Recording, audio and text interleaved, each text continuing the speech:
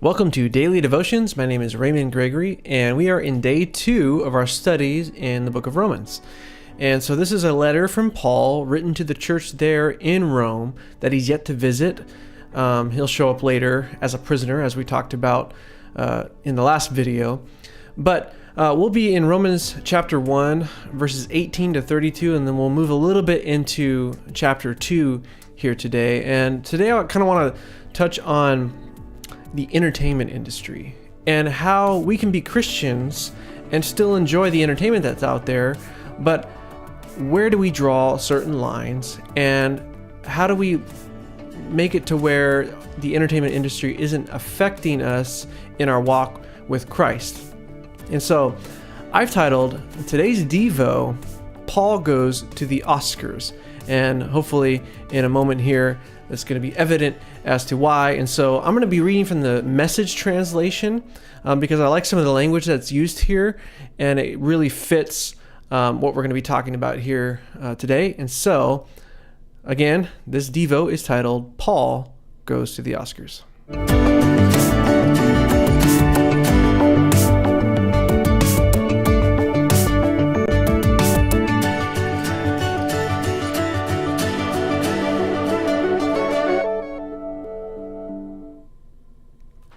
All right, so there's a lot of scripture to cover here, so we'll just dive right into it. Romans chapter 1, 18 to 32 from the Message translation says this: "But God's angry displeasure erupts as acts of human mistrust and wrongdoing and lying accumulate, as people try to put a shroud over the truth."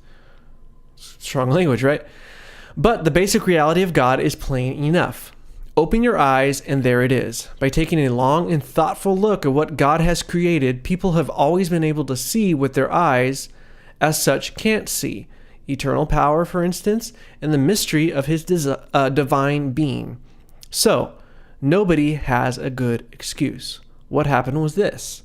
People knew God perfectly well, but when they did not treat him like God, refusing to worship him, they trivialized him they trivialized themselves into silliness and confusion, so that there was neither sense or direction left in their lives.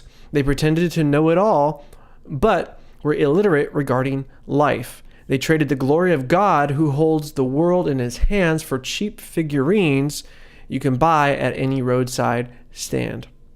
Verse 24. So God said, in effect, if that's what you want, that's what you get.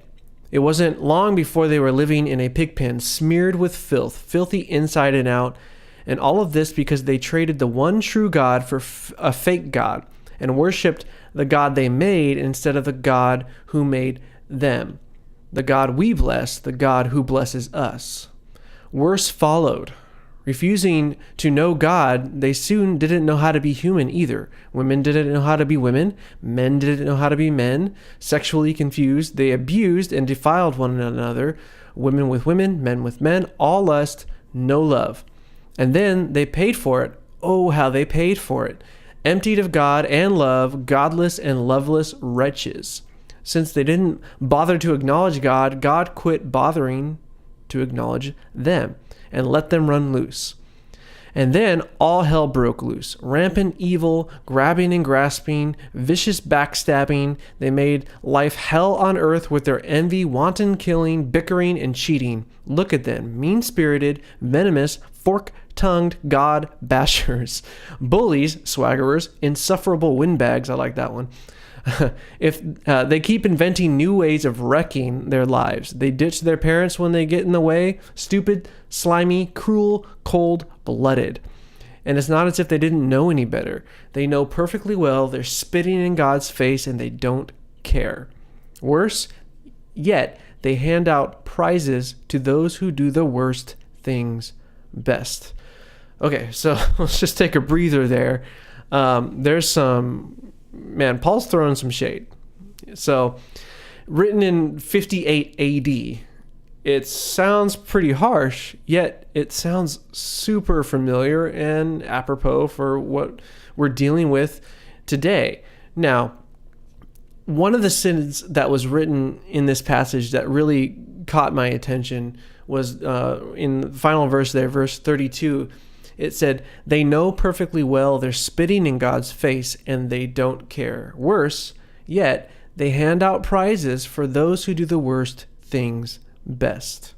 Now, at the risk of sounding like the church lady or something like that, this sounds like Paul watched the 2018 Oscars. It sounds like maybe he was a little bit frustrated and wrote a little bit of an Oscar review for the 2018 Oscars. And I don't know if he watched it. I didn't really watch it because I have a life. No, I mean, if you watched it, it's fine. But I was probably playing with my kids or breaking them up from fighting or something. And but I did catch some of the highlights. And one highlight that was going around was a joke by Jimmy Kimmel. And I'll quote it right here. It says this: "We don't make films like Call Me By Your Name for money. We make them to upset Mike Pence." We don't make films like Call Me By Your Name for money. We make them to upset Mike Pence. What does that even mean? And so if you read into it, I had to go back and look at, okay, what is Call Me By Your Name? Well, here, I'll read you the synopsis, a short synopsis. It's basically, Call Me By Your Name is a gay seduction story between a 24-year-old man and a 17-year-old boy. Wow, okay. A gay seduction. So why would that make Mike Pence upset? Oh, okay, it dawned on me. Mike Pence is a Christian. So basically what Jimmy Kimmel is saying here, we don't make films like Call Me By Your Name for money. We make them to upset Christians. So that's troubling to me. And in verse 23, it says, they traded the glory of God who holds the whole world in his hands for cheap figurines you could buy at any roadside stand. Okay, that's kind of funny. It sounds like an Oscar statue, right? In Psalm 115, verses 4 through 5, it says, but their idols are silver and gold made by human hands. They have mouths but cannot speak, eyes but cannot see. And so the whole world in, I think it was February, was jumping on TV and watching an award ceremony from rich people to award other rich people for pretending to be people, basically, and then handing out this cheap figurine and celebrating, essentially, if you look at some of the nominees, those who do the worst things best.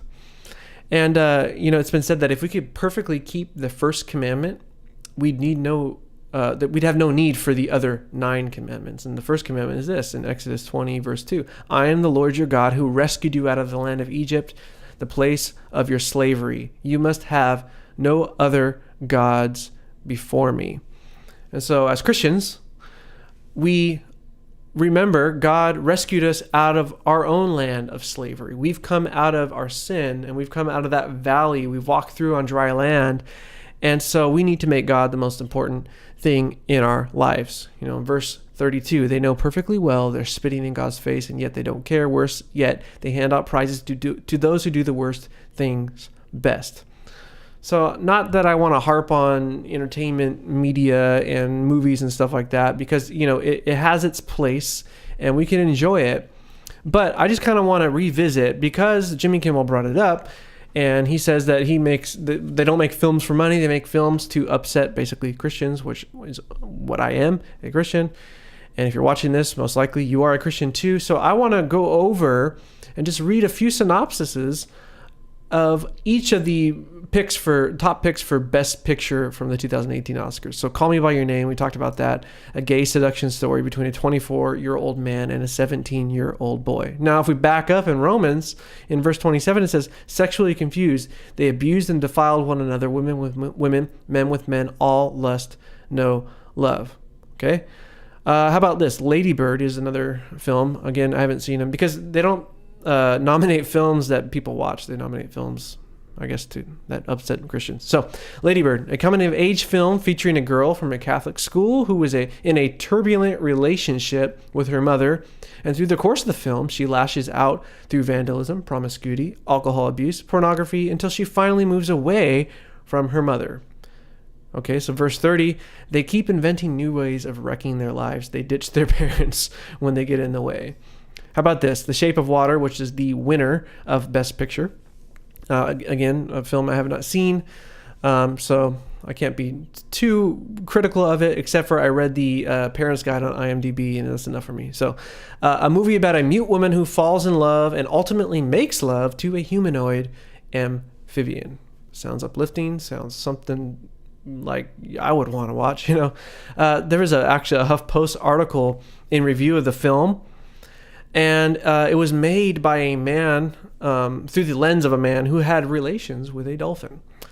And he had a relationship with a dolphin, and that's where I'll leave it because there's kids watching. But he said it draws a careful distinction between zoophiles and mere bestialists, noting that a dolphin lover, noting in the book that he wrote called Dolphin Lover, that the latter might just have relations with an animal and then walk away, while the former is someone who has tender, caring emotions for their animal partner. And in the article, the guy said, being that this film won Best Picture, this is a huge step forward for zoophiles, which are people that have relations with animals. So, verse 32, they know perfectly well they're spitting in God's face. They don't care. Worse yet, they hand out prizes for those who do the worst things best. And so I'm looking at this list. I'm like, I guess we handed out a prize to Shape of Water because they did the worst thing best. Now, not to sound holier than thou, not to sound, again, like the church lady, but if you remember in Luke 6:45, it says this: a good person produces good things from the treasury of good in their heart, and an evil person produces evil things from the treasury of an evil heart. What you say flows from what is in your heart. So again, when I hear we make films to upset Mike Pence, it raises my antennas because I take my faith very seriously, and I take my entertainment very seriously, especially with kids, especially with a young boy in the house now and a young a young little girl who's going to stay little forever and never become a woman. She's 9 and she'll be that way forever as far as I'm concerned. So I ripped on Hollywood, and so I want to kind of backtrack a little bit. And as we get into Romans chapter 2 here, we need to take some responsibility too. And so here's what Romans chapter 2, 1-4 says. You may think you can condemn such people, but you are just as bad and you have no excuse. Dang it. See, I was like ripping into Hollywood, and now Paul is handing it back to me. I have no excuse. When you say they are wicked and should be punished, you are condemning yourself. For you who judge others do the very same things. Okay, so Paul ruined my rant, basically, right here.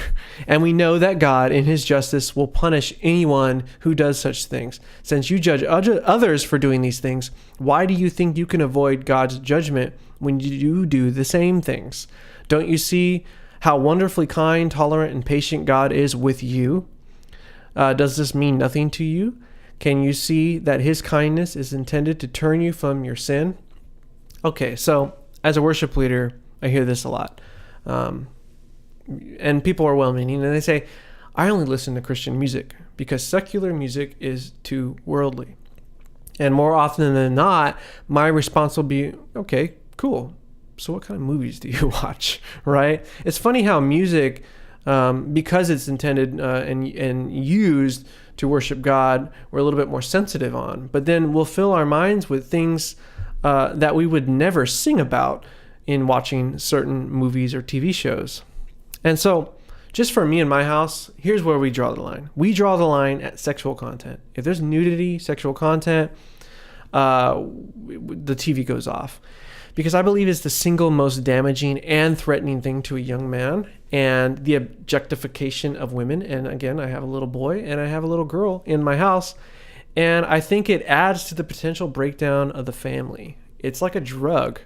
What Culture article a while back had an article saying that here's 5 TV shows that are basically pornography. And it's odd that in one generation we've gone from Seventh Heaven to True Blood, or Seventh Heaven to Game of Thrones. And it's like, so what has happened here? Well, verse 32 again, they know perfectly well they're spitting in God's face, yet they don't care. Worse, they hand out prizes to those who do the worst things best. Now, I titled this Devo, Paul Goes to the Oscars. And, I've joked around. It's like, okay, they've awarded a golden statue to those who've done the worst things best. But I don't think a small golden statue on a night designed to prop up a bunch of millionaires is the reward that we give to those who do the worst things best. I think our money is the thing that we reward to those who do the worst things best. Where are we putting our money? Are we feeding the beast and creating a need for stuff like this? Or are we as Christians going to say, you know what, enough's enough. As for me and my house, I will serve the Lord. I'm not going to put something on my screen that challenges my values. And I'll go back to 1 Corinthians here, in talking about food sacrifice in the pagan temples. Paul was saying, I won't eat meat that was sacrificed in the pagan temples. Not because I think eating meat is wrong, but because by eating meat and people seeing me do it, they might be stumbled in their walk. And so I think we need to be careful. Number one, we need to go to the Lord in prayer and say, okay, is this thing going to be edifying for me? Is this thing going to stumble me in my walk? But also, if we choose to partake in it and say, I can watch this TV show and it's not going to affect me in the way that it might affect others, we also need to be careful about what we celebrate in public. Like what we're posting about it. Oh, you got to watch. You were telling people, oh, you got to watch Westworld. You got to watch Game of Thrones. You got to watch all the, you fill in the blanks there. People might get on me for watching The Walking Dead because it's too violent, So we got to be careful what we celebrate in public, because someone else might go and watch it and really be stumbled. Someone might have a problem with pornography and then they'll be free of it, and then they'll go and watch a show with heavy nudity in it and then be drawn back in and tempted by it. And so we need to be careful about what we award our money to, but also what we award our acceptance to and what we recommend to our friends. So I want to close by reading you an acceptance speech from Viola Davis from the 2017 Oscars. And then I want to take that speech and I want to edit it to kind of make it my own. So here's what she said. There's one place that all the people with the greatest potential are gathered. One place, and that's the graveyard. People ask me all the time, what kind of stories do you want to tell, Viola?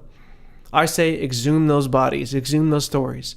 The stories of people who dreamed big and never saw those dreams to fruition. People who fell in love and lost. I became an artist, and thank God I did. We are the only profession that celebrates what it means to live a life. Okay, so I love movies. Again, I mean, half my devos have a movie reference or a TV show reference, and some of those TV shows you might be like, I can't believe you watch that stuff. I get it. But it troubles me when somebody believes that art, specifically movies and entertainment, is the only way to celebrate life, especially because these people are literally pretending to live a life. They're pretending to be someone else. The word hypocrite means actor. So by the very definition of what they're doing is hypocrisy in a smaller sense. So here's what I want to do. I want to borrow her misguided words. They're beautiful words, but I want to borrow her misguided words and then let you know how I feel about being a Christian and a part of the church. And so here's my edited version of Viola Davis's Oscar speech. There's one place that all the people with the greatest potential are gathered. One place, and that's the church. People ask me all the time, what kind of stories do you want to tell? And I say, study God's word. Those stories are alive. The stories of people without hope yet found it. People who fell in love and won. I became a follower of Christ, and thank God I did, because we are the only people that celebrates what it means to have a life to live. That is what I have for you today. And my Devo titled, Paul Goes to the Oscars. And so just to kind of recap, are we awarding the people who do the worst things best by giving them our money? Are we awarding them by giving them our time? And then are we rewarding them by spreading their fame throughout the land? And that's something you have to deal with between you and God.